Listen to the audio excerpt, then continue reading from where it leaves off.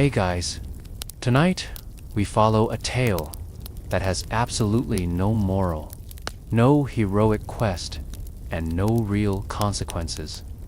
It's just a slow, winding detour through Mount Olympus where the goddess of love, beauty, and questionable decision-making attempts to bake a honey cake. Not a metaphor, just actual cake. You find yourself in the fragrant haze of a late afternoon on Olympus. The clouds are pink with that soft, syrupy light that always shows up in oil paintings and overpriced vacation brochures. Around you, nymphs hum tuneless songs, satyrs nap mid-snore, and the air smells like rose petals and possibly ambrosia that's gone slightly off. And an Aphrodite sighs. It's not her usual dramatic sigh, like when someone forgets to compliment her sandals. It's a deep, slow sigh. The kind you make when you've scrolled through every mythical streaming service and still can't decide what to watch. She's bored, dangerously bored. And that's when she remembers something she once heard in passing, while eavesdropping on a Persian merchant who was definitely trying to flirt with her. Honey cake, spiced, soft, golden brown, allegedly made by mortals, making things that smell better than perfume and last longer than her last for love affairs. Unacceptable. So, before you get comfortable, take a moment to like the video and subscribe, but only if you genuinely enjoy what I do here. Also, let me know in the comments where you're watching from and what time it is for you.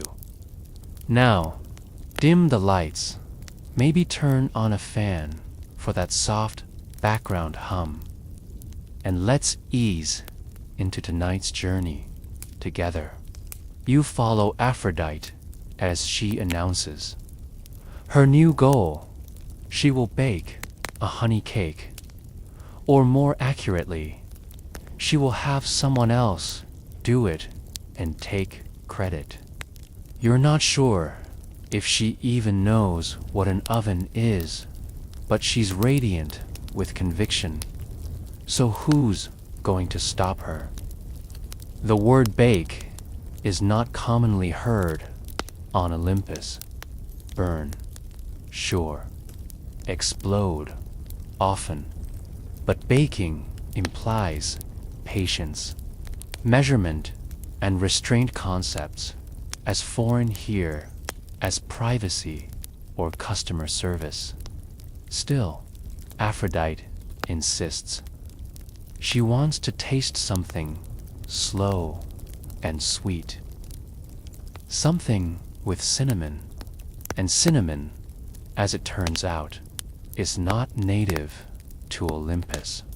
So, begins your task. You, her reluctant but curious companion, will help her find the ingredients. She hands you a scroll with ancient symbols scribbled in lipstick, possibly a recipe, possibly just a shopping list from 700 BC. You squint at the text. 1 jar wild honey, 2 handfuls wheat powder. Check. Name 1. Stick, spicy bark, optional. Dried nectar of saffron flower. A lot, Aphrodite. Having done the hard work of delegating, reclines on a silk chaise lounge and tells you to be back by sundown. You're halfway through asking what wheat powder is when she waves you away with a sparkly yawn. And so, you begin your descent. The path down Olympus is annoyingly scenic. Birds chirp with perfect pitch. A unicorn blocks your way for 40 minutes because it refuses to step in mud. You pass a statue of Apollo that winks, even though you're pretty sure it shouldn't. As you reach the first mortal village, you remember something vaguely useful. Ancient honey was often stored in clay jars and sealed with wax. You ask a local beekeeper who gestures to a large amphora humming with bees who seem too relaxed to sting. He offers it in exchange for a poem. You cobble together something vaguely romantic about sunlight and bread. He's satisfied. One ingredient down. The next, wheat powder. Probably flour, but maybe not. You ask around and learn that in this village, flour is made with a grindstone powered by a goat that walks in lazy circles. You watch it for an hour. The goat does not speed up. You think about helping, but realize no one here is in a hurry. The flour will be ready when it's ready. You sit and enjoy the breeze. You might be falling into the rhythm of this strange little errand. Cinnamon proves harder. Spicy bark is not exactly a specific term. You visit a spice trader who sells you a stick of something. He assures you it's been blessed by a river. Spirit. It smells vaguely like pancakes and old sandals. You accept it, finally. Saffron. The nectar of a flower picked by hand at dawn. The trader laughs softly when you ask for a lot. He offers you 3 strands. You don't argue. You feel like even those might be too luxurious for this cake. You make your way back up Olympus with your prizes: honey, flour, bark, and barely their saffron. You imagine what mortals would do with these. Probably need something, or chant, or fight over measuring spoons. But you're not a mortal. You're a myth in a half-baked adventure. And back at the top, Aphrodite is asleep. A cookbook balanced on her forehead and a golden spoon stuck in her hair. You gently nudge her awake. She yawns, looks at the ingredients, and nods as if she herself harvested them. Well, she says, let's make something legendary, ... or at least edible. The quest for ingredients begins. You cross groves and hills in search of cinnamon, wild honey, and ... something called flour, which no one on Olympus seems to understand. You wake up to the sound of Aphrodite, humming a melody that sounds suspiciously like she just made it up. She's surrounded by scrolls, now each claiming to contain authentic mortal recipes, though a closer glance reveals that most are just shopping lists or poems disguised as instructions. She's lounging of course. Her idea of preparing for baking is more like choosing which sheer tunic to wear while watching someone else do all the actual labor. Still, there's a twinkle in her eye. She's fully committed to the illusion of effort. "Did you bring the golden bowls?" she asks. You lazily. You blink. What golden bowls? The ones that make the dough feel appreciated. So that sets the tone for the day. You are now officially the forager, the buyer, the errand runner. For a divine baking session, no one entirely believes will work. The sun hasn't even fully risen when you begin your journey again this time, heading east toward the rumored cinnamon groves, nestled near the nymph springs. The air is cooler in this part of Olympus, touched by mist and bee song. The trees are twisted with age, and the moss is soft enough to nap on though the forest. Creatures would prefer you didn't. A small dryad waves lazily from a hollow tree, offering you borrowed air-dried herbs in exchange for gossip about Apollo's latest toga choice. You politely decline. Cinnamon is your first real challenge. In the mortal world, cinnamon is bark scraped from a specific kind of tree. On Olympus, however, bark could mean anything from whispering tree skin to enchanted snake peelings. You examine a few samples. One hums when you touch it. Another giggles. A third one tries to lick your hand. Eventually, you find something close to mortal cinnamon. Thin, curled strips of fragrant wood stored in a basket hung from a tree limb. The guardian of the grove, a sleepy-looking satyr named Palanikos, agrees to give you a handful if you can beat him at rock, scroll, lyre. You lose twice before realizing his scroll always unrolls faster.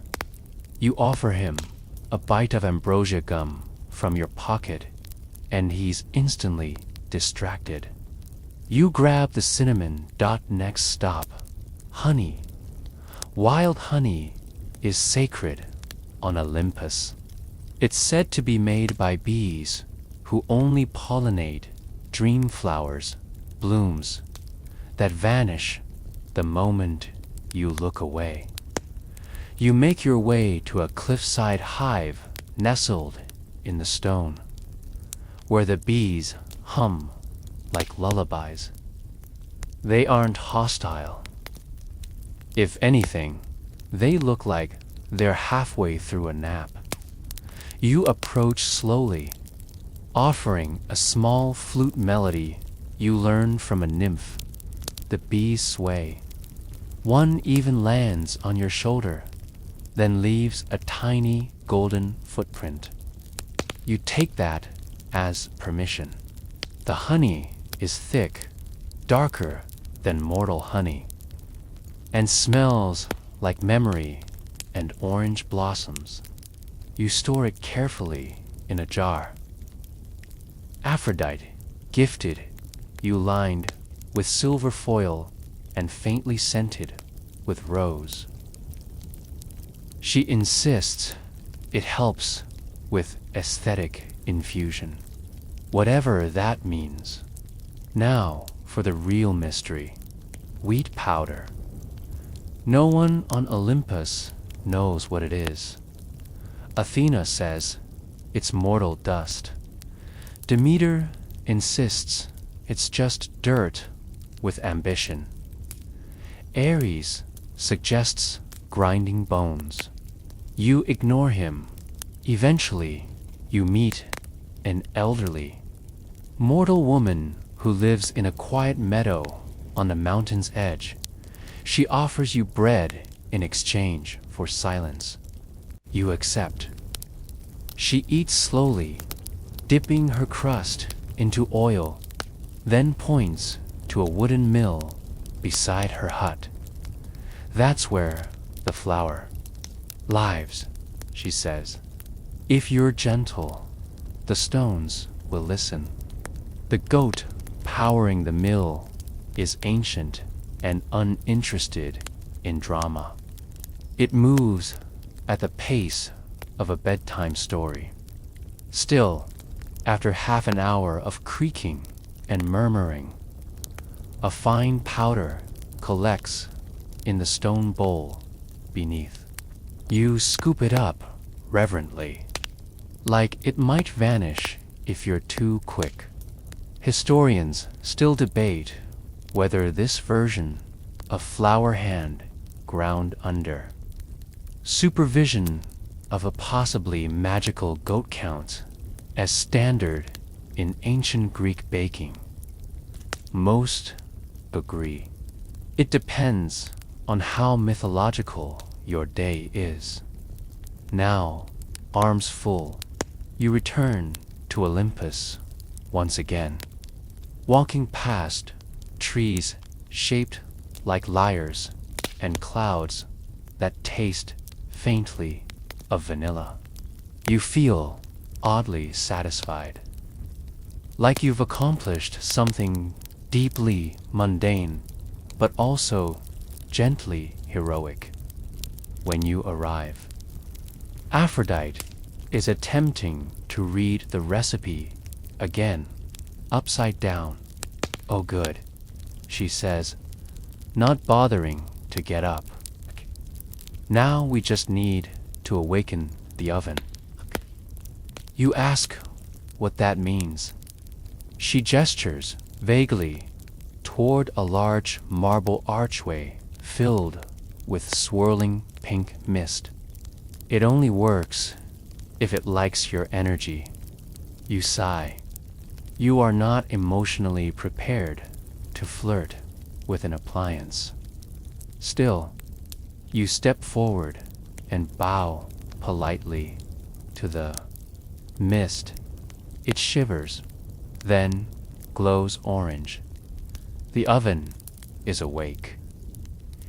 It emits a hum that sounds like a chorus of cats purring inside a wind chime factory.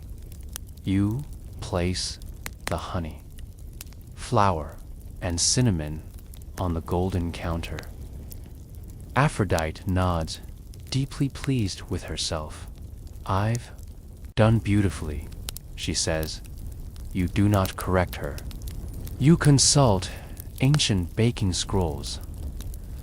Aphrodite selects contradictory mortal recipes, and you attempt to translate centuries-old culinary advice. You stare at the ingredients spread across the glimmering marble counter. Flour delicate and possibly still goat-infused, honey golden and slow, sticky like lazy sunshine, cinnamon definitely bark, probably magical. Saffron if 3 threads can even count. Aphrodite claps her hands once, and the scroll floats in front of you. This, she announces, is a mortal recipe from the golden era of baking. You peer at the scroll. It's written in something that might be Ionic Greek, or possibly just stylized doodles. There are flourishes, smiley faces, and a suspicious number of sparkles. One section appears to be a love poem to nutmeg. Another describes in worrying detail the spiritual significance of greasing a pan. You ask if she has a backup scroll. She beams and produces 6 more. Each scroll claims to be the true and sacred method for baking a proper honey cake. One includes a footnote about the influence of planetary alignment on baking times.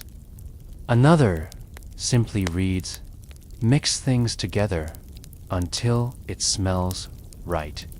You do your best to translate the ancient instructions, which are more philosophy than procedure. Here's what you piece together. Unleash the dust of harvest into the bowl with joyous fervor. Add flour gently. Whisper to the golden nectar as you pour it. Add honey while humming. Spicy bark must be crushed under moonlight or while reciting an ode. Grind cinnamon while reciting Sappho. Aphrodite declares she will do the pouring because only she can whisper properly to the honey. She uncorks the jar and the honey slides out in slow ribbons, catching the light like it's made of melted jewelry as she pours. She whispers what sounds suspiciously like compliments to herself. You're luminous. You're everyone's favorite goddess. Your cheekbones should be preserved in marble. The honey seems to approve. Next, you grind the cinnamon. It takes longer than expected because the pestle keeps rolling away. Eventually, you trap it under a weighted scroll. Mutter a few verses about warmth and longing, and crush the bark into a fragrant powder. You sneeze. Aphrodite applauds. For eggs, you use golden orbs gifted by a swan. Are they real eggs? Who knows? They jiggle when shaken, and one hums softly when near heat. You decide to use only one, just in case they hatch into something with pinions. Mixing is the real challenge. The scrolls recommend stirring clockwise while reciting names of rivers in Asia Minor. Aphrodite gets halfway through the list before switching to humming again. You take over. The mixture thickens slowly, catching hints of saffron and honey in a way that feels almost luxurious.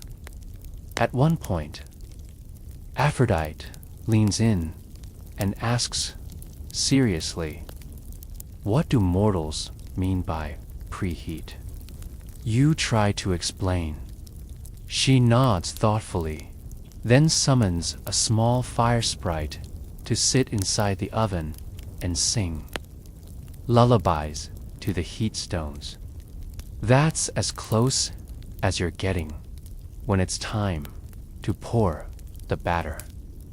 The mixture resists slightly as, if reluctant to commit, you coax it into a pan made of volcanic glass. Aphrodite insists on sprinkling rose petals over the top for emotional layering. You allow it. You're too tired to argue with poetry at this point. Do you think this will taste like dreams? She asks. You shrugged. The oven glows gently. The fire sprite yawns.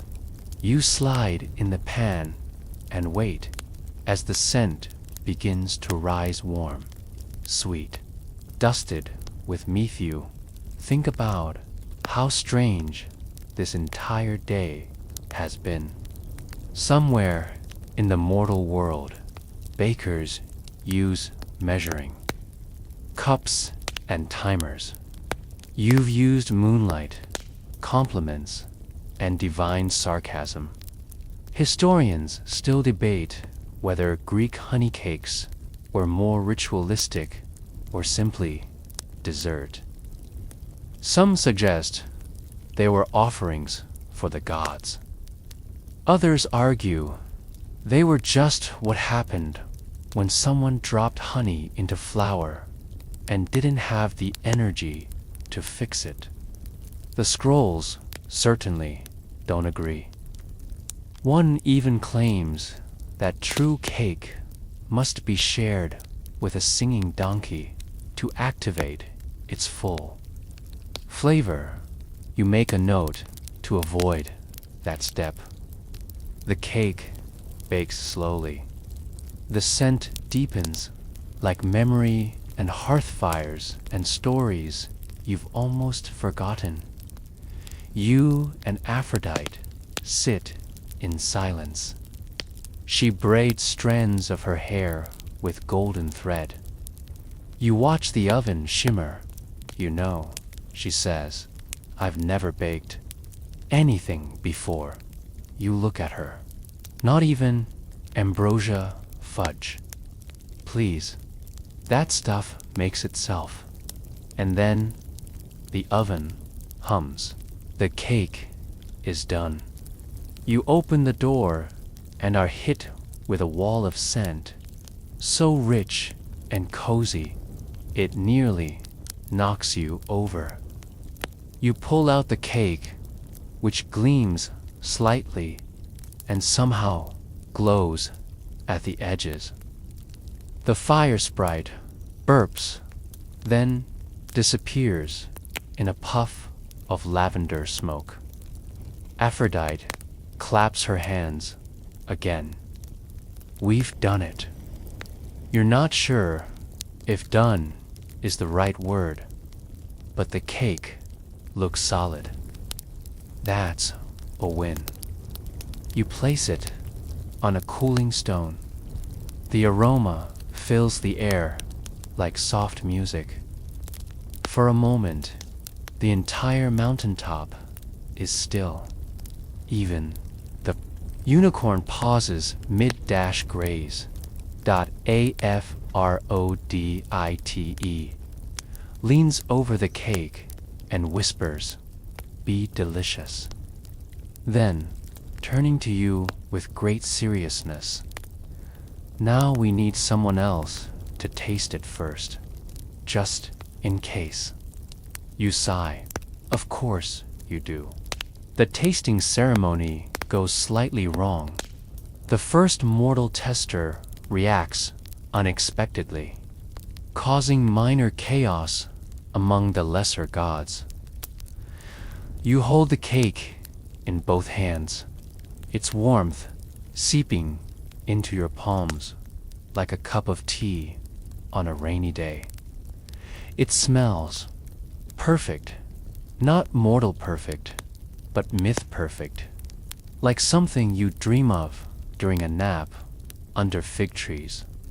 Aphrodite looks positively smug, adjusting the folds of her robe to catch more dramatic wind, even though there's no wind. "We need an audience," she declares, and a brave tongue. You consider tasting it yourself. But before you can say anything, she raises one delicate eyebrow and snaps her fingers. Moments later, a young mortal appears. Not walks in, appears.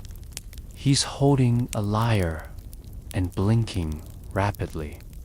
His name is probably something poetic like Timotheos or Alcidemus, and based on his dazed expression, he was likely mid-sonnet when summoned. Aphrodite smiles warmly. Darling, would you like to taste something I baked? Timotheus nods, perhaps out of awe. Perhaps because you're both still radiating faint flower auras. He steps forward with reverence and takes a bite. At first, nothing happens. His eyes flutter shut. He hums softly. He seems serene. Then he begins to weep. Not polite tears, loud, operatic sobs. He clutches his chest like someone just played a melody too beautiful for his mortal frame to endure. Aphrodite gasps. Oh no, did I break him? You rush forward. Are you okay? He nods between hiccuping cries. It tastes like the lullabies my mother used to sing to me before she was turned into a shrub by a jealous nymph. It tastes like being 8 years old on a hillside. It tastes like gentle regret. He falls to his knees. Somewhere nearby, a lesser muse begins scribbling notes furiously. Maybe this is good. You offer, but things quickly escalate. The scent of the cake drifts further than intended. Within minutes, several minor deities begin arriving, sniffing the air like curious cats. There's Clio, the muse of history, who demands to taste for documentation purposes.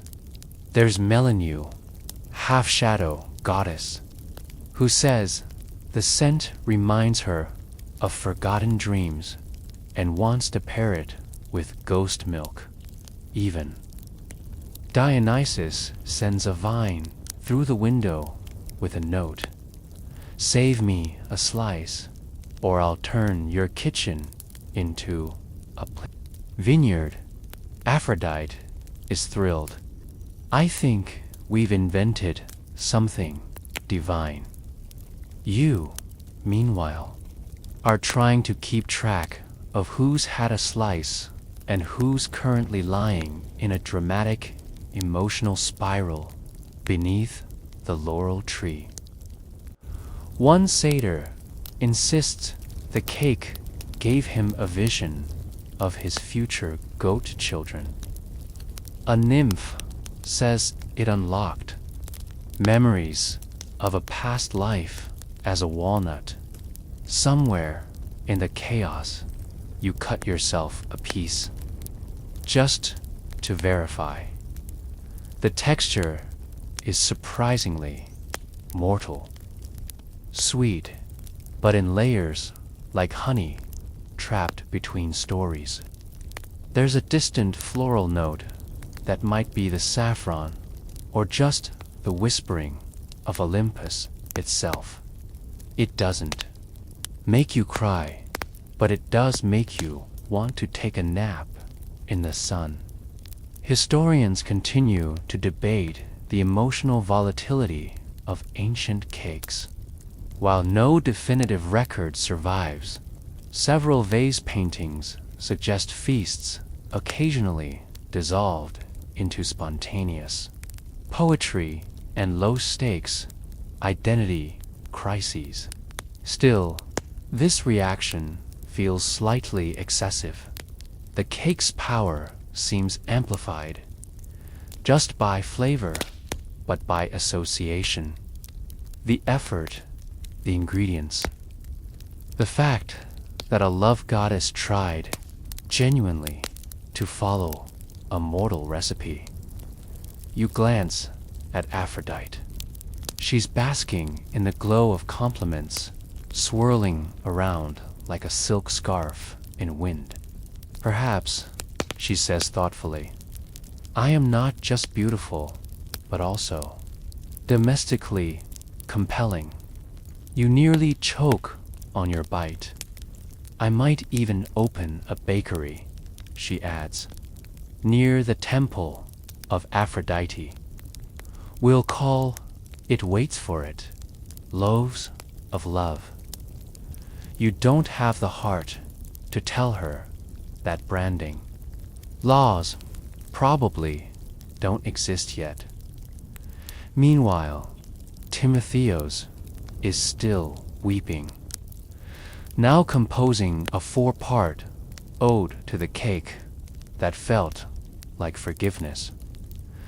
The crowd has grown.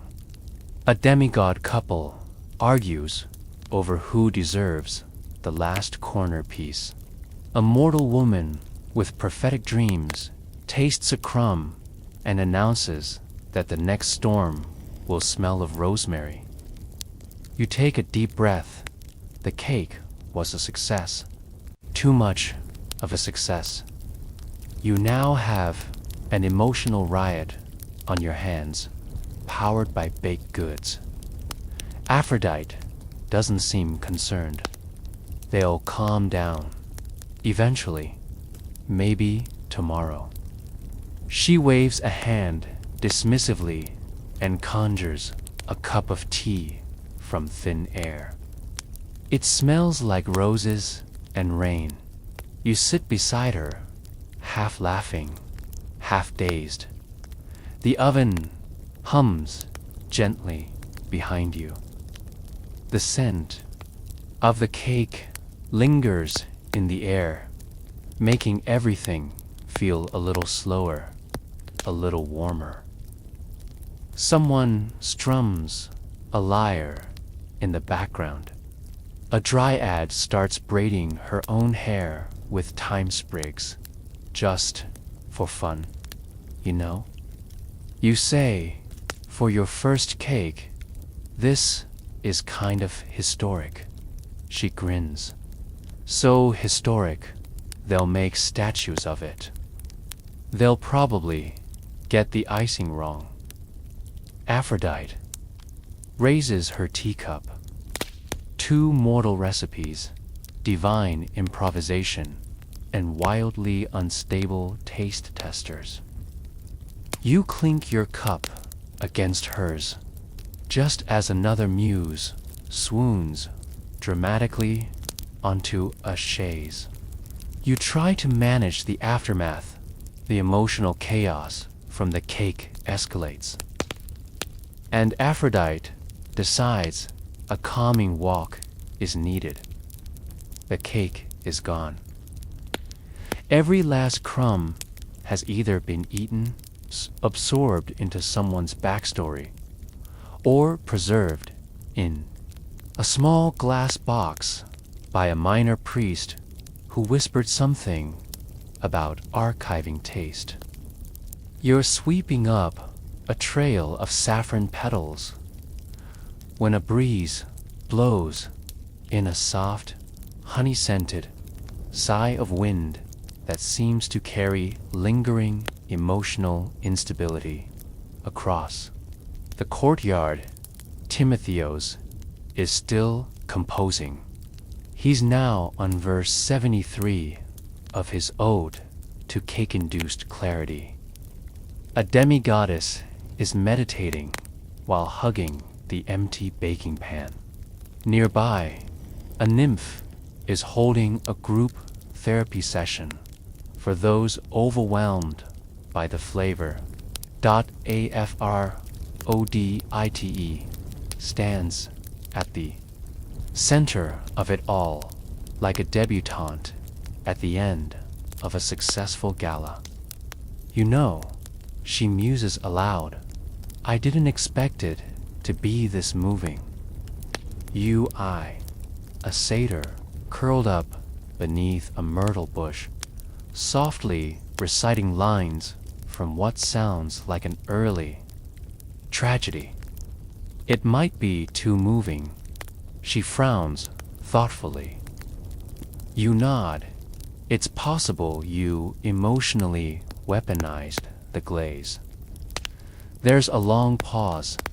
Aphrodite looks out over the mildly sobbing crowd, then claps her hands decisively. We need a walk. You blink. A walk. Yes, to recalibrate the vibe. You can't argue with her logic because you've completely lost track of what logic is anymore. So you follow. She leads you down a path lined with cypress trees, the air cooling as you walk. The trees sway gently as if bowing in slow motion.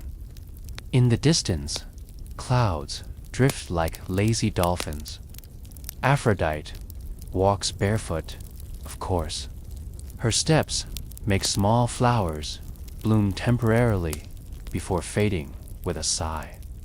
You walk slightly behind, clutching what remains of your apron and wondering whether cake-induced emotional spirals are covered under Olympus liability clauses as you wander.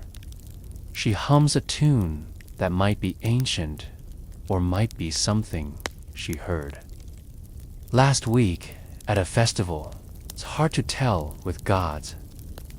Eventually, the path opens into a grove where doves coo from above and bees hum low notes in the bushes. A marble bench sits in the shade. She gestures for you to sit. I need your help. Again, she says suddenly. You brace for impact. With another recipe. No, with mortals. Oh no. She flops beside you with all the grace of someone who's never flopped in her life. You see, baking that cake made me think. Maybe I don't interact with humans enough. More than just vessels for flirtation and seasonal poetry. Maybe they have depth. You consider this. Some of them do. Others are mostly just sandals and loud opinions. She laughs, the sound soft and round. Still, I think I should spend more time among them. You nod slowly, cautious, like undercover. I could disguise myself as a mortal baker. Oh, maybe a poetry tutor. Or a goat shepherd with a tragic past and amazing cheekbones. You want to discourage her, but also, she's glowing with excitement, and saying no to a glowing goddess feels like refusing a hug from sunlight. Maybe start small, you suggest. Like, maybe don't emotionally dismantle an entire village on the first try. She frowns. Mortals are fragile. They cry over onions. Aphrodite nods solemnly as the sun filters through olive branches. She stretches like a cat and looks up at the clouds. You're quite helpful for a mortal. You smile. Okay, I get that a lot. Would you consider being my ambassador of cake? You blink. That's not a real title. It is now, she says, waving her hand. You briefly glow, then sneeze. A scroll materializes in your lap, embossed with gold letters. Official. Cake ambassador of the temple of love and baked goods. There's a seal made of fondant. You tuck it into your bag. So what's our next move? Aphrodite thinks. We'll need to workshop some mortal appropriate recipes. Ones that don't cause existential spirals. You nod. Maybe we ease off the honey poetry. And no emotionally symbolic garnishes. Both sit in silence for a moment. A squirrel nearby sniffs a leftover caked crumb and then proceeds to lie flat on its back, staring at the sky with wide eyes. You gently kick the crumb away. Historians still debate whether gods genuinely understood mortal emotional responses or simply observed them like unpredictable weather patterns. Some believe divine empathy was limited to dramatic retellings and floral metaphors. You believe the squirrel might need therapy. Aphrodite rises. Let's go. We'll need to gather ingredients that are emotionally neutral. Barley, goat, milk. Maybe a few figs that haven't had dramatic upbringings. Is that a thing? She shrugs. It is now. As you begin walking again, the grove slowly returns to its peaceful rhythm. Birds chirp lazily. A brook gurgles somewhere nearby. And the warm breeze carries the faintest smell of something baking in the distance. It might be in your imagination, or it might be the emotional residue of the honey cake still clinging to the folds of your tunic. Either way, you walk a little slower. Aphrodite hums again. The path winds forward. Behind you, the last of the lesser gods are calming down. One of them starts a knitting circle. Another begins writing a cookbook titled Crumbs and Catharsis, Baking for the Divine Soul. You make a mental note to ask for a signed copy. Ingredient hunting across Olympus. You accompany. Aphrodite to collect calming ingredients from bizarre divine gardens. Aphrodite insists that what your next recipe needs is balance, calmness, a flavor that makes mortals feel like they've just ironed their entire emotional laundry and folded it neatly into drawers. She explains while dramatically adjusting a scarf that's made entirely of hummingbird feathers. So today, you're foraging not in a rustic picks merbs by the river kind of way. No, this is divine foraging, which involves floating staircases, glow-in-the-dark bees, and at least one patch of singing lettuce. You're barely 5 minutes into the journey when she hands you a list written on pressed lotus petals. It reads, "Dew from the petals of hypnos, lilies, barley that's been blessed by the west wind figs grown near the oracle's compost heap. Goat milk from an emotionally secure goat, 1 pinch of powdered starlight. Optional." You look up at her. This isn't a recipe. It's a personality test. Aphrodite just winks and leads the way. First stop, Hypno's garden. It's not marked on any maps. You just arrive.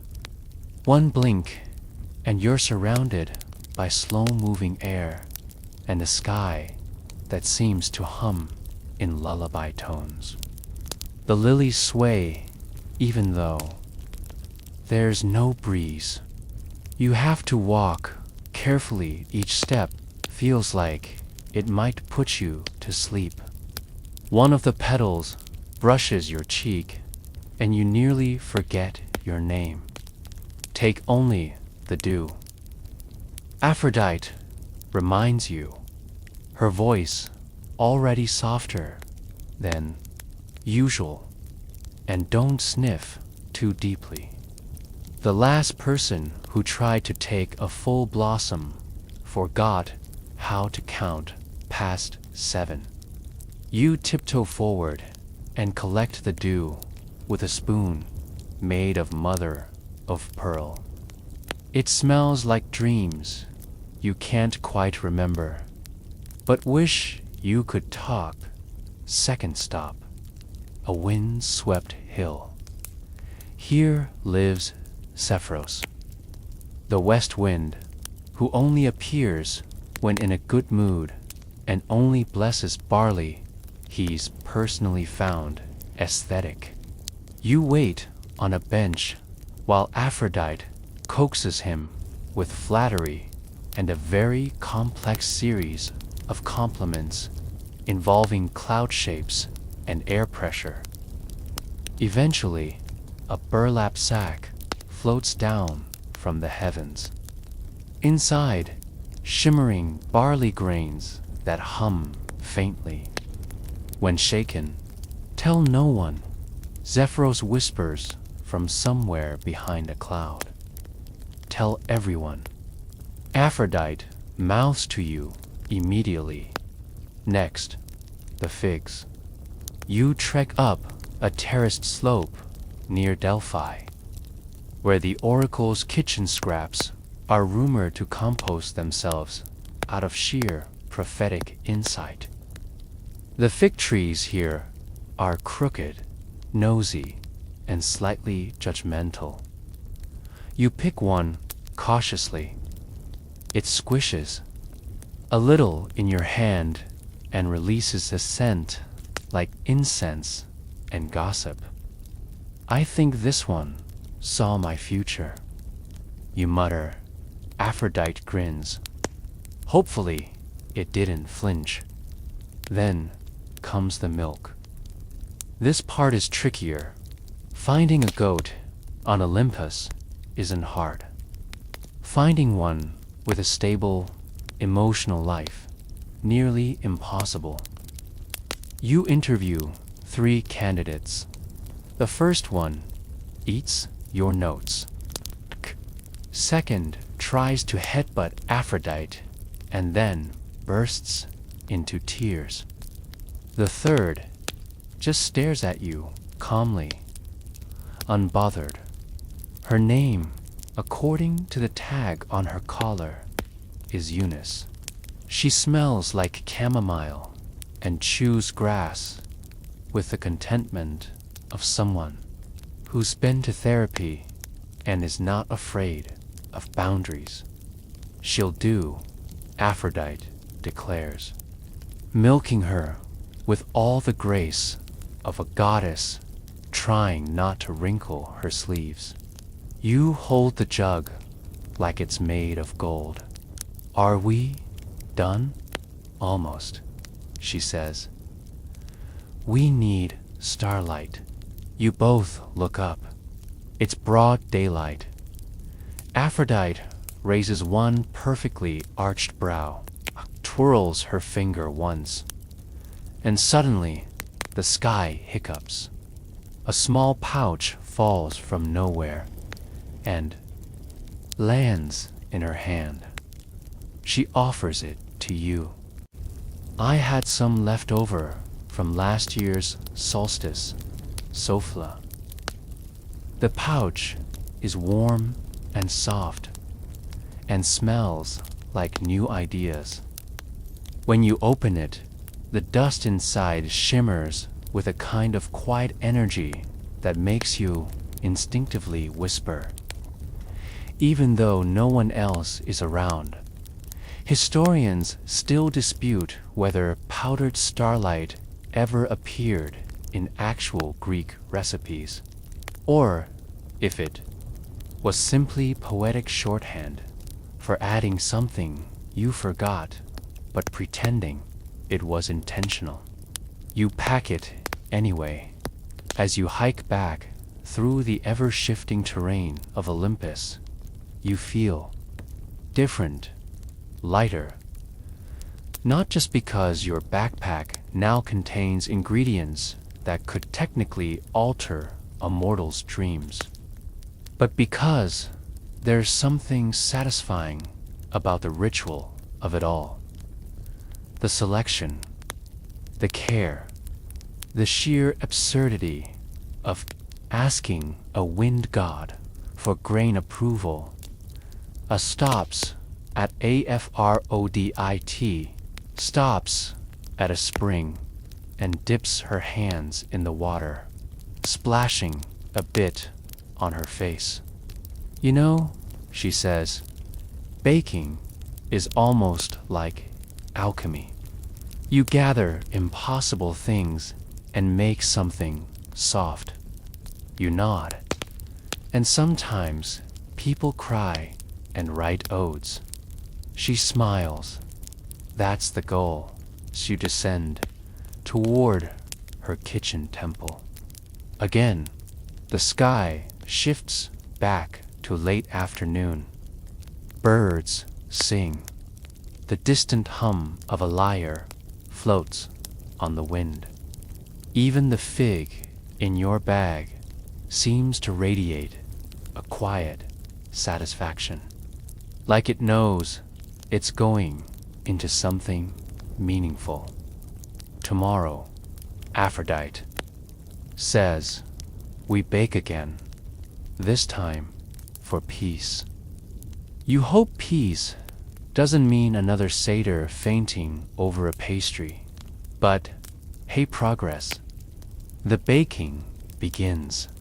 You and Aphrodite start crafting the peace cake. Amid divine distractions and unexpected magical mishaps, you step into Aphrodite's kitchen temple. Vast room glowing softly with candles made from beeswax and ambrosia. The air smells of honey and wild thyme, and a faint sparkle lingers, like the whole place is winking at you. Aphrodite is already bustling, tying her apron made of woven rose petals. Today, we bake not just for taste, but for tranquility, she declares, brandishing a wooden spoon as if it were a scepter. You can't help but smile. Sounds like a peaceful kind of pressure. She grins back, setting the mood by lighting an incense coil that immediately fills the room with the scent of lavender and old libraries. We begin with the barley. It must be ground slowly, as if coaxing secrets from the grain. You kneel beside a mortar and pestle and begin the rhythmic grinding, feeling the tiny shards of barley release a faint, almost musical crunch. It reminds you of coffee beans, but much gentler, like the grain is whispering ancient lullabies. Aphrodite is meanwhile whisking the goat milk, humming softly. Milk from Eunice, the emotionally secure goat. She announces, not just any goat, mind you. I'm convinced her calm is partly contagious. You both pause to watch a small butterfly that flutters in, resting briefly on a spice jar before, disappearing through a crack in the ceiling.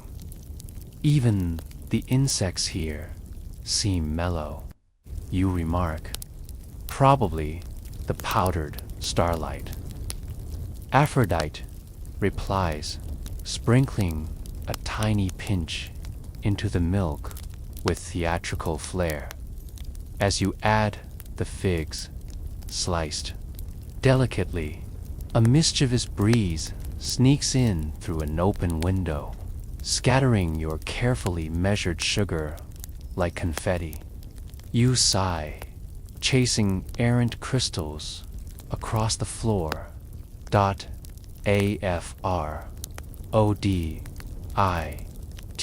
laughs. The wind wants to join the party. You steady the mixing bowl. The party might get out of hand if it starts stirring. Suddenly, the kitchen door bursts open, and a small chorus of muses floats in, carrying scrolls and quills. They start offering unsolicited critiques on the recipe, suggesting you add a touch more metaphor and maybe a pinch of nostalgic sighs. You glance at Aphrodite, who rolls her eyes, but humors them by nodding thoughtfully. A muse's approval is hard to ignore, she says.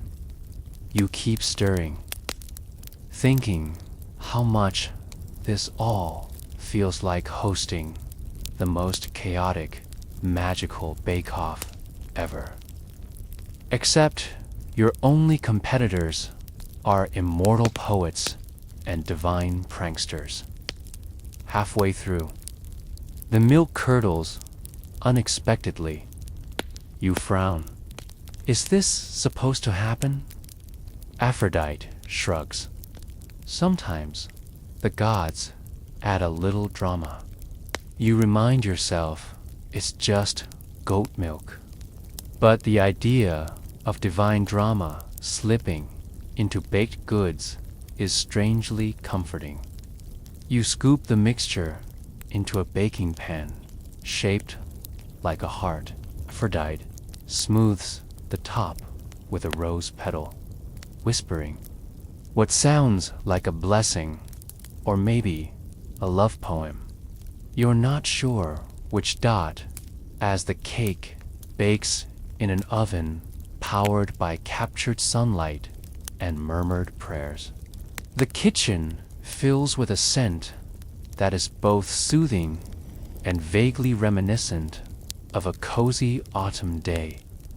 You sit back, savoring the moment when a small imp scurries in carrying a basket of freshly picked herbs. He winks for the finishing touch. Aphrodite accepts the basket with a grin. Perfect timing. We'll make sure this cake calms even the busiest minds. You watch as she begins to sprinkle herbs over the baked cake, which now gleams like it has its own gentle heartbeat. Historians debate whether baking was truly considered a sacred art among the Greeks, or if stories like these were romanticized later to add flavor to myth. Some claim the kitchen was just as much a theater as the battlefield. You suspect the truth is somewhere between theater and absolute chaos with a recipe. By the time the cake cools, the kitchen feels like a peaceful bubble, the kind you'd want to step into after a long day. Aphrodite slices the cake carefully and offers you the first piece. You take a bite. It's sweet, but not cloying. Gentle, but memorable, like a hug that lasts just long enough to remind you everything will be okay. You look at her. I think this might actually work. She smiles, a soft glow lighting her eyes. Maybe baking isn't just about food. It's about weaving calm into the world, one crumb at a time. You nod, feeling the truth of that as the flavors linger. As the muses begin drafting poems about your baking adventure, you settle into the quiet satisfaction that only comes from creating something that truly soothes. And somewhere in the background, you swear you hear a faint purring, either a divine cat or just your own peaceful heart. The cake's magical effects, you witness how the honeyed peace cake influences gods and mortals in surprising ways. You watch as the last crumb of the peace cake disappears, and a warm, mellow silence settles over the kitchen temple. It's as if the air itself has softened, less electric, more like a cozy evening at home when the rain taps gently against the window. Aphrodite smiles knowingly. Now, the real test begins. You follow her out onto a marble balcony overlooking Olympus, where gods and goddesses lounge like old friends at a lazy afternoon picnic. As the scent of the cake drifts through the air, a few nearby deities pause their banter, breathing in, deeply and visibly relaxing. Even Ares, the god of war, folds his arms and nods slowly, his usual fiery energy momentarily subdued. Imagine that, you muse aloud. A cake that calms the god of war. Aphrodite chuckles softly. It's more than just sugar and barley. It's about the intention behind it, peace as a recipe. Suddenly, a satyr ambles up, his eyes wide and a little glassy. He tries to start a wild story about a nymph chase, but quickly trails off, his voice mellowing to a soft murmur. I think I might take a nap. Nearby, the muses begin humming lullabies instead of their usual boisterous odes. The whole scene feels like the Olympus version of a Sunday afternoon nap back among the mortals. The story of Aphrodite's peace cake spreads quietly, carried by travelers, poets, and the occasional gossiping olive tree. Villagers report feeling an unusual calm after sharing a slice, their daily worries softening like butter on warm bread. One farmer swears the cake helped his sheep stop arguing over the best patch of grass. Another widow claims it brought her strange but comforting dreams of olive groves and gentle seas. Historians still debate how much myth shaped these stories and how much was real, a delicious blur between legend and the quiet magic of comfort. Food. Meanwhile, you notice a small, unexpected effect wherever the cake goes. Even the most mundane moments gain a faint shimmer. Like a simple meal suddenly feels like a shared secret or a conversation becomes a soft dance of smiles. Aphrodite nudges you. Who knew peace could taste so good? You grin back. Maybe peace is the best recipe, after all. As the sun dips. Below Olympus's golden peaks, you feel the calm settling into your bones. It's the kind of peace that lingers, the kind that whispers, "You're safe, you're enough." And somewhere in the distance, a lyre plays a gentle melody just for you. A divine critique. You face playful feedback from the gods and a surprising twist in Aphrodite's plans. The morning light filters softly through the high windows of Aphrodite's kitchen temple. As you sip a cup of herbal tea infused with a hint of the peace cake's ingredients, the warmth seeps into your fingers and slowly into your thoughts, like clouds drifting just slow enough for you to trace their shapes. Aphrodite is already bustling, arranging trays and tasting small bites of yesterday's baked goods. The gods have been vocal, she says with a smirk. Vocal, you think, is one way to put it. Soon, the celestial council convenes. You stand quietly as Zeus himself presides, his beard as wild as ever, his gaze curious but amused. Offering their divine critiques, Hermes, ever the trickster, jests. It's delightful, but could it do with a bit more mischief?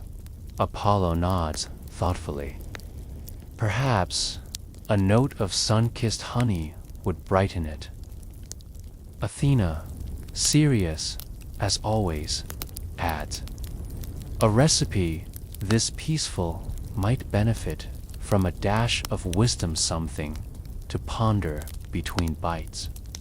Aphrodite listens carefully, making mental notes while you try not to smile too much at the subtle bickering that resembles a slightly tipsy family dinner.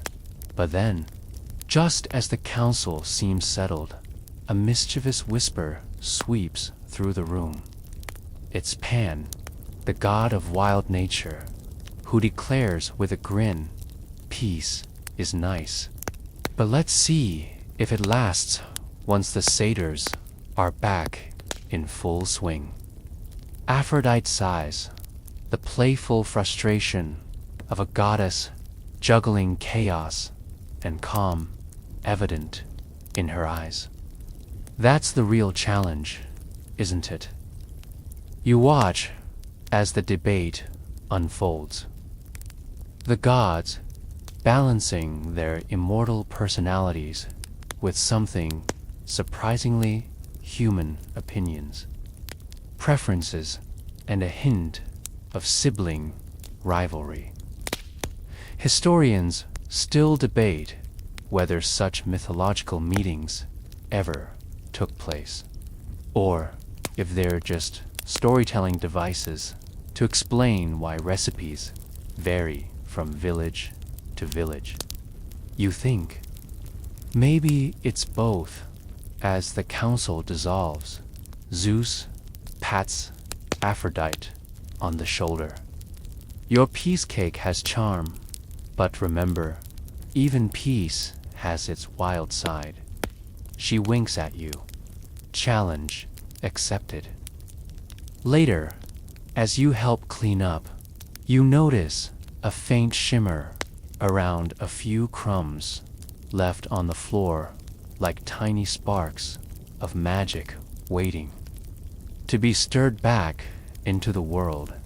And you realize peace isn't just about quiet, it's about the dance between calm and chaos. Sugar and spice, gods and mortals, laughter and lullabies. You pour yourself another cup of tea, feeling strangely grateful to be part of this slow, sweet story. Unexpected guests, you and Aphrodite receive a visit from Hades, stirring quiet curiosity and a dash of dark humor. The sun has dipped low, casting long shadows across the temple kitchen when a sudden chill brushes your skin. You glance toward the entrance as a tall figure steps inside, cloaked in a shade darker than the evening sky itself. Hades, god of the underworld, has arrived, looking far less ominous than the stories suggest.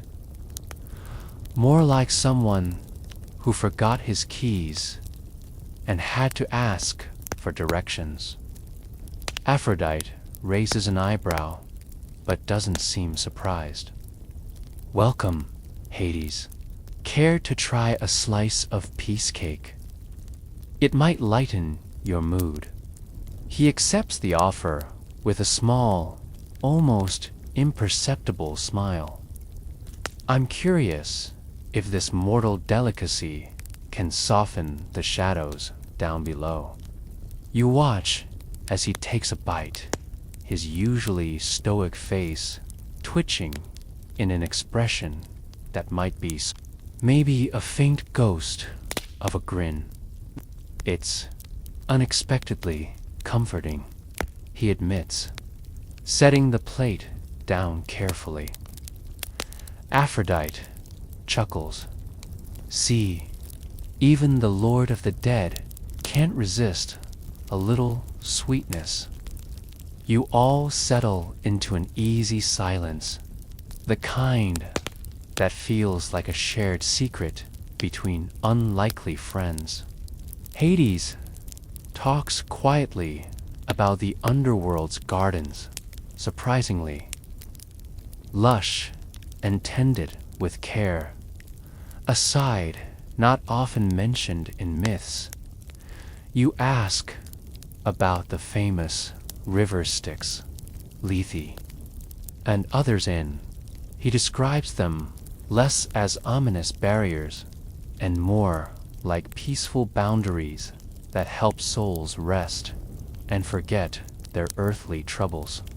You might say the underworld has its own kind of slow, sleepy rhythm, he says, the darkness around him seeming less foreboding and more like a soft velvet cloak.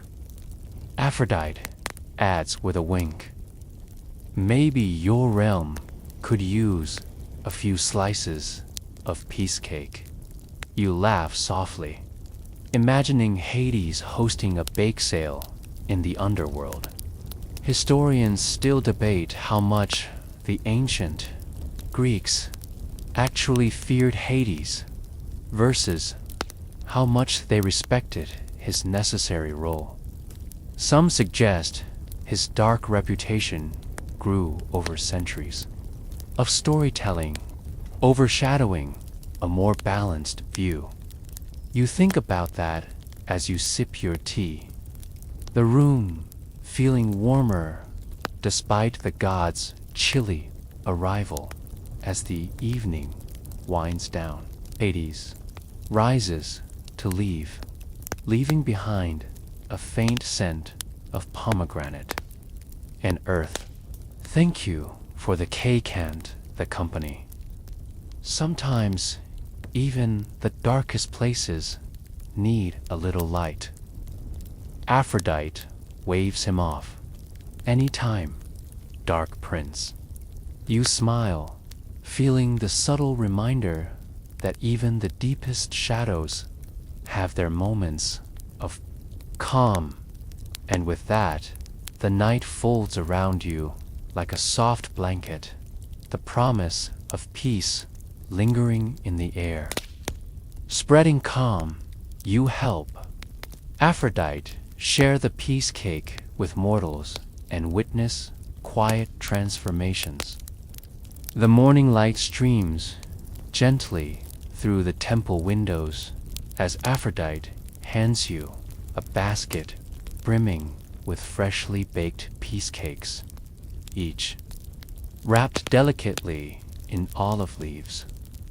"It's time," she says softly, "to see how mortals respond to a little divine sweetness."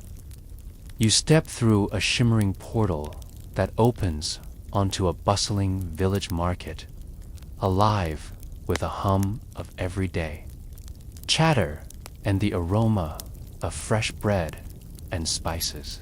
People move about with purpose, their faces carrying the usual mix of worries and hopes. You feel a bit like a secret agent delivering peace undercover.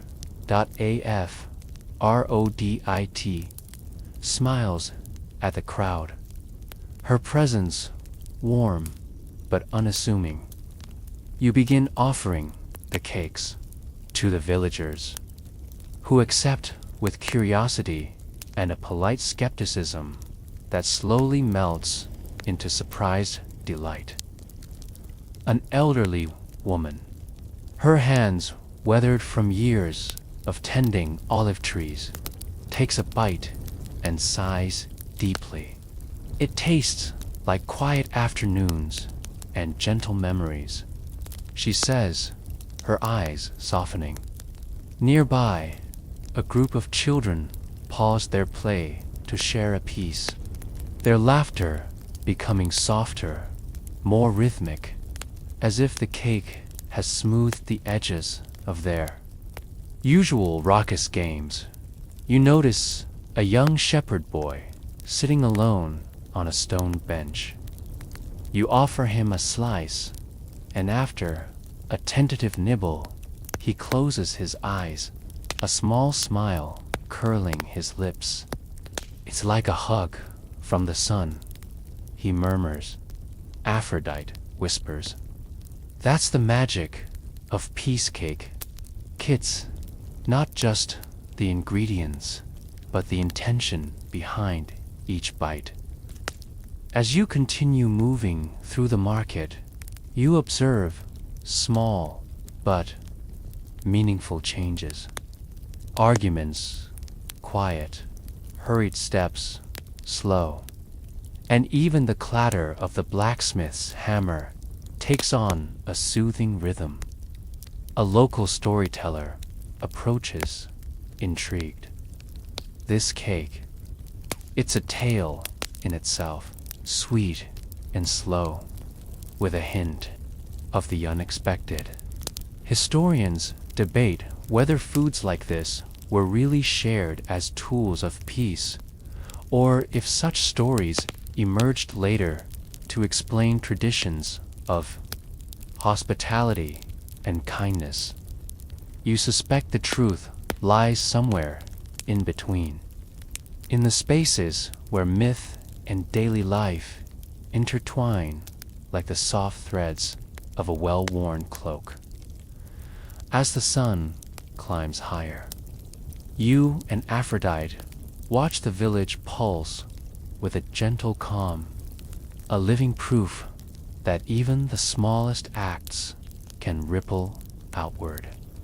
You tuck the last crumbs into your pocket, a secret to carry with you, a quiet reminder that peace can be baked, shared, and savored, and somewhere nearby, a lute plays a slow, comforting melody that feels like home.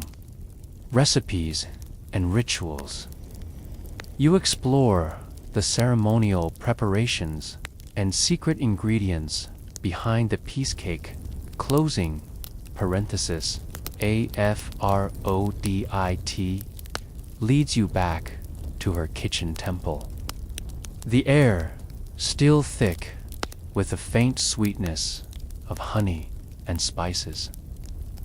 There's more, too. The piece cake than just the taste, she says, her voice dropping to a conspiratorial whisper. It's the rituals, the slow rhythms, the careful hands that bring it to life.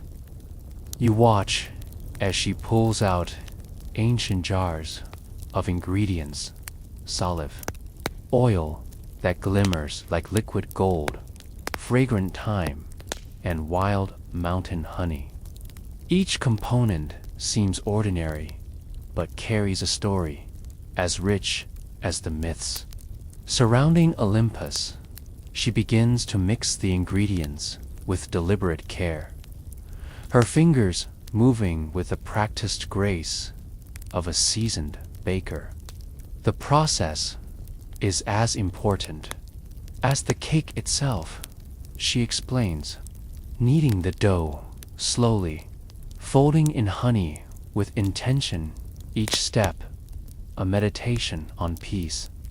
You try your hand at stirring the thick batter, feeling the cool resistance of the flour and honey blending together. It's oddly calming, like tracing a pattern with your fingertips or listening to a gentle rain as the cake bakes.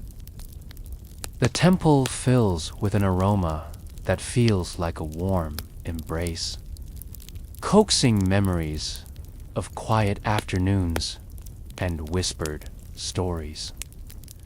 Aphrodite tells you about the ceremonial aspects, lighting olive branch candles, chanting soft blessings, and sharing the cake under the early morning sun or the twilight stars. These rituals, she says, transform a simple dessert into a sacred offering. Historians still debate the origins of such culinary ceremonies. Were they invented by priests to bring comfort? Or did they evolve naturally as communities sought peace in shared moments? You think about the power of ritual, how small acts can anchor us in the present and weave connections between people and places. Just then, a gentle breeze carries the faint scent of jasmine and pine through the open windows, wrapping around you like a whispered promise. Aphrodite smiles. Peace isn't just an idea, a practice, a breath, a slow dance of ingredients and intention. You nod, savoring the quiet wisdom baked every moment. And outside, the soft hum of bees weaving through olive groves adds the perfect soundtrack. Cultural echoes. You discover how similar peace-themed recipes appear in other ancient cultures. Aphrodite's kitchen slowly fades behind you as you find yourself wandering through a vibrant tapestry of other ancient lands, each with its own slow story and gentle secrets. You realize that the peace cake isn't just an Olympus. Curiosity is part of a wider, soothing culinary tradition that stretches across time and place. First, you arrive in a quiet village nestled along the ancient Silk Road, where traders and travelers pause to share a soft, spiced bread known as chin shang. This bread, sweetened with wild honey and perfumed with fragrant spices, is said to ease tensions and bring calm to long journeys. You bite into a warm slice, and the flavors ripple like a gentle melody, earthy, sweet, and just a touch of warmth. That feels like a traveling companion's reassuring smile. Next, the scene shifts to a moonlit courtyard in the deserts of ancient Egypt. There, a honeyed cake called neshmet is prepared in slow, loving rituals. Locals believe it connects them to Mat, the goddess of truth and harmony, inviting peace into both home and heart. As you watch, a family shares the cake quietly, their voices hushed in reverence and comfort. Then, a cool breeze brings you to a bustling market in ancient Mesoamerica. Here, a cacao-infused bread is baked with a sprinkle of chili and honey, offering a complex blend of flavors said to balance the fiery and the sweet within the spirit. The locals speak softly about the importance of balance and calm, especially in a world full of movement and change. You note the similarities: sweet, base, ritual, preparation, and the intention to calm or bring harmony woven through diverse cultures separated by oceans and mountains. Historians still debate whether these traditions influenced each other through trade and contact or arose independently. The shared human need for peace baking its own recipes across the globe.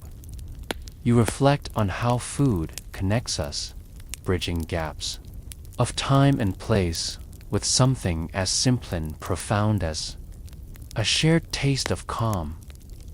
Aphrodite's voice drifts to your ears, reminding you that peace, like flavor, comes in many forms, each one precious.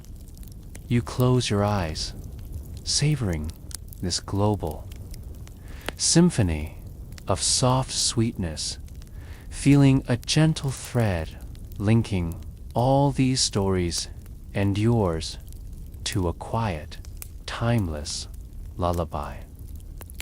Lingering mysteries, you ponder the unanswered questions and strange anomalies about the piece cake's history.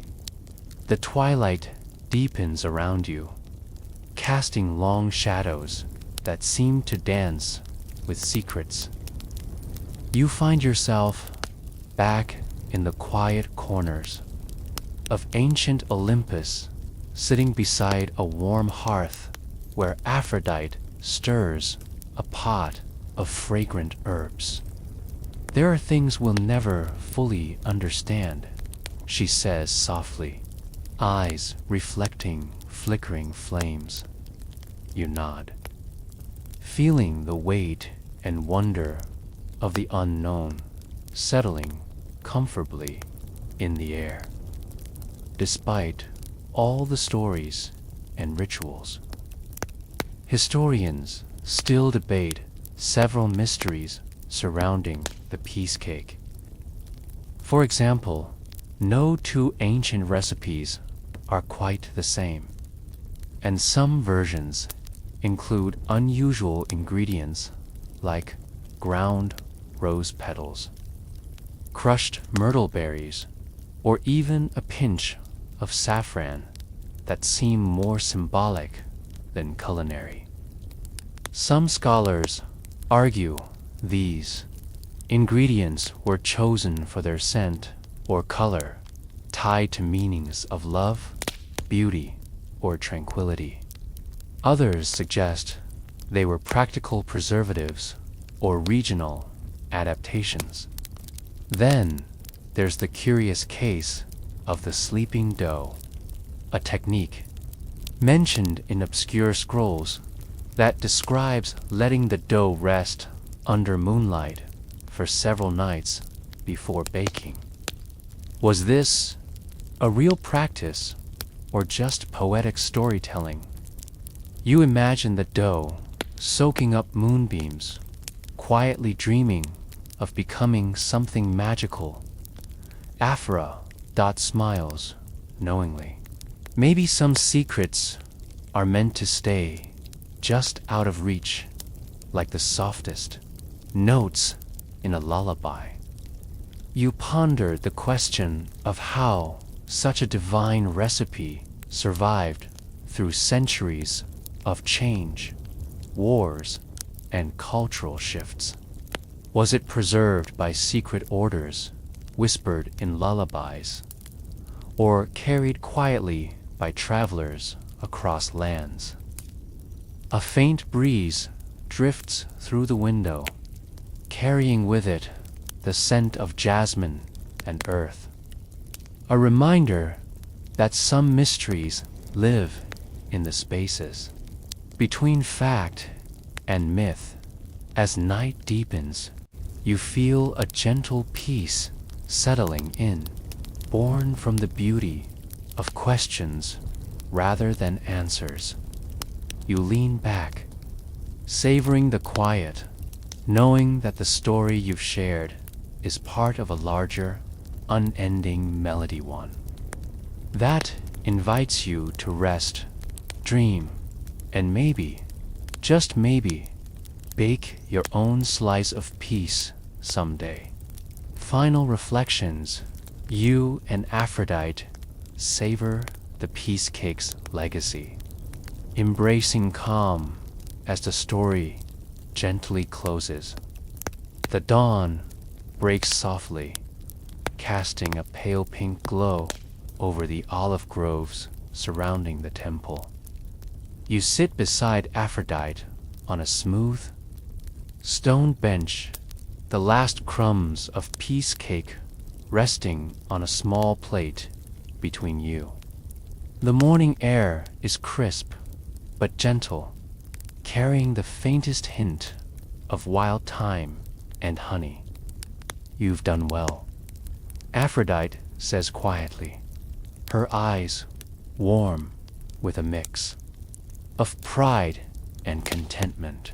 The peace cake isn't just a recipe or a myth, it's a feeling. A moment where everything slows down enough for us to breathe. You nod, letting the calm settle deep into your bones. It's strange to think how a simple cake, baked slowly with care, could ripple through gods and mortals alike, whispering its quiet message across time. As you savor the lingering sweetness on your tongue, you realize that this story, your story, is less about grand adventures or battles, and more about the small, gentle acts that weave peace into the fabric of life. Aphrodite leans back, looking up at the soft morning sky. In a world that often rushes and shouts, maybe what we need most are these slow, sweet moments. You smile, feeling the truth of her words settle like a soft blanket around your shoulders. Historians still debate the precise origins and impact of the peace cake. But perhaps that's part of its charm, the way it invites curiosity without urgency, reflection without pressure. You imagine carrying a piece of that calm with you, like a quiet ember glowing softly in the night. Outside, the olive trees sway gently, their leaves whispering in a language older than words, lullaby of peace, patience, and sweetness. And as the sun rises higher, you close your eyes for a moment, letting the story's slow rhythm guide you toward rest. Now, as the calm of the story lingers, take a deep breath. Feel the steady pulse of the earth beneath you, the gentle warmth of the sun's early light on your skin. The world slows here, just for you, a sanctuary of sweetness and calm. Rest in the gentle embrace of this moment. Know that peace can be found in the slow, the small, and the sweet. Carry that feeling with you as you drift toward sleep, wrapped in the quiet comfort of a story well told. Sleep well, and may your dreams be as sweet and calm as the peace cake itself.